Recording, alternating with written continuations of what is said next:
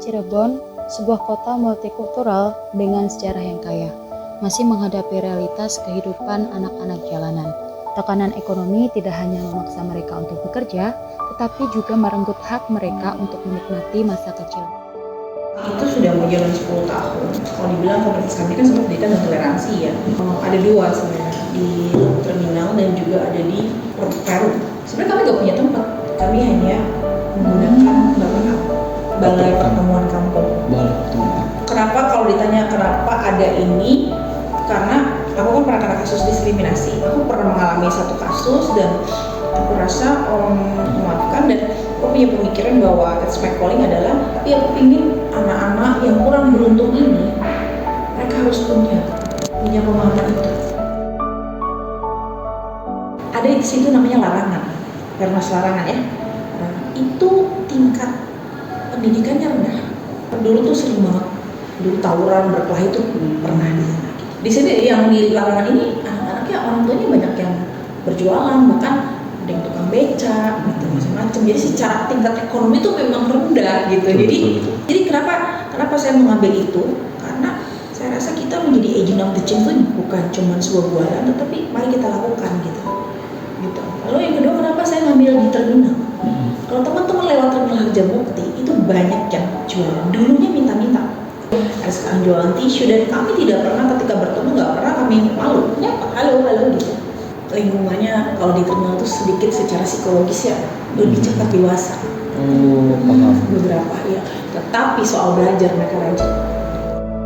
Di anak-anak yang termasuk ke anggota Inspiration House ini sebenarnya kalau dari kondisi sosial terus kemudian mungkin ekonominya dan budayanya mungkin bagaimana sih sebenarnya di situ? Menengah ke bawah banget. Karena satu mereka di lingkungan terminal itu kan kurang baik teman-teman. Semua pusatnya ada di situ. Bukan saya bilang terminal itu orang yang nggak baik ya, bukan. Maksudnya situasinya tahu lah seperti apa, benar? Apalagi sekarang kan terminal sudah diperbarui, kalau teman-teman lihat pasti kan ada efek itu dalam pembangunan itu pasti ada. Dan ekonomi mereka saya tuh sampai ke dalam deh, petak-petak, kasihan. Boleh lihat kontrak. Dan aku bisa karena buat aku pribadi supaya mereka tuh punya masa depan gitu.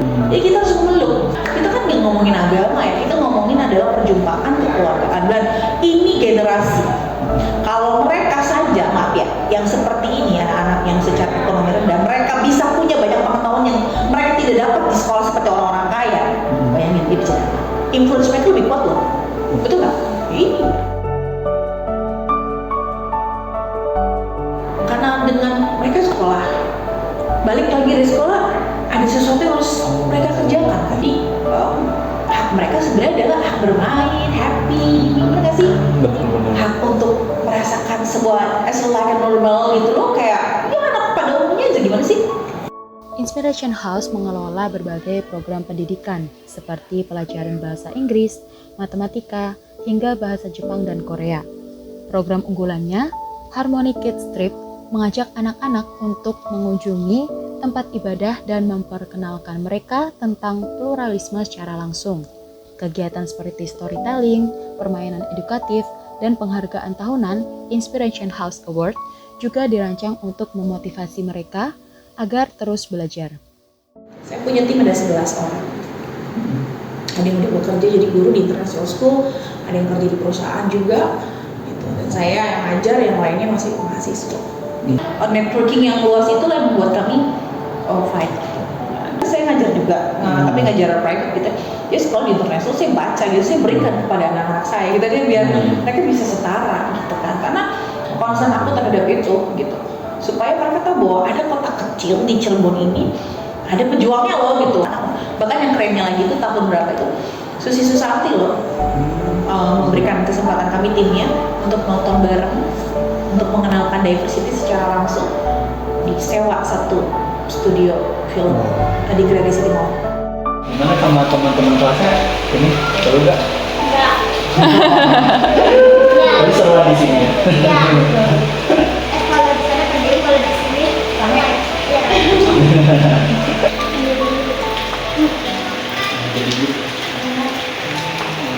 Disuruh kuliah sama kakak. Dulu kuliah sana, nanti berapa uangnya nanti kakak ini ya kak. Mau jadi apa? Dokter. Kalau mau jadi kota. Mau jadi polwan. Sebenarnya tantangan yang dihadapi untuk mengembangkan si komunitas ini dari 10 tahun ke belakang atau mungkin akhir-akhir ini itu tuh apa sih? Kalau dari dulu tantangannya tetap ya, yang pertama nih, saya mencari generasi yang benar-benar punya hati itu susah banget. Before you to be impact, kamu juga correction yourself gitu. Harus diri kita dulu yang benar-benar, baru kita bisa keluar. Benar? Jadi nggak cuma si anaknya, tetapi si pengajar volunteernya juga diberikan itu. Kedua, datang tuh cuma buat ngisi doang. Jadi lu ada kegiatan dia. Yang ketiga, dari orang-orang di luar. Karena kami ini sering banget dipakai, misal dari NGO Jakarta, Bandung gitu. Itu kami kompetisi pasti ada kan. Nah, sedangkan saya tuh, karena buat saya ini kan hal-hal kebaikan gitu, ngapain ada kompetisi gitu kan. Jadi tantangan kami itu banyaknya tuh. Saya pribadi, internal agama saya. Lagi yang internal, tim ya, di dalam tim sendiri, orang yang masuk dan keluar datang. Orang suka memutar balik kan. Jadi melihat tanpa langsung bertemu ngobrol, hanya melihat saja. Itu tantangannya di komunitas. Dari saya secara agama, karena saya pemimpinnya non muslim gitu kan. Itu kan jadi sebuah tanda tanya lah gitu. Sebenarnya pemerintah tahu loh program kami, tetapi kami memang tidak berada di naungan siapapun. Saya tidak menyalahkan pemerintah, tetapi harusnya itu jadi PR. Jadi kebijakannya ya sebenarnya harusnya ya ada awareness lah dari pemerintah. Yang jelas intinya pemerintah tahu kami, oleh pernah gitu sekali, tapi mereka tahu kami. Cuman harapanku juga sih semoga wali kota yang sekarang bisa lebih aware lah dengan hal itu. Aku sih pengen tuh ada playground gitu, mainan gitu, jadi anak tuh gak main gadget gitu loh.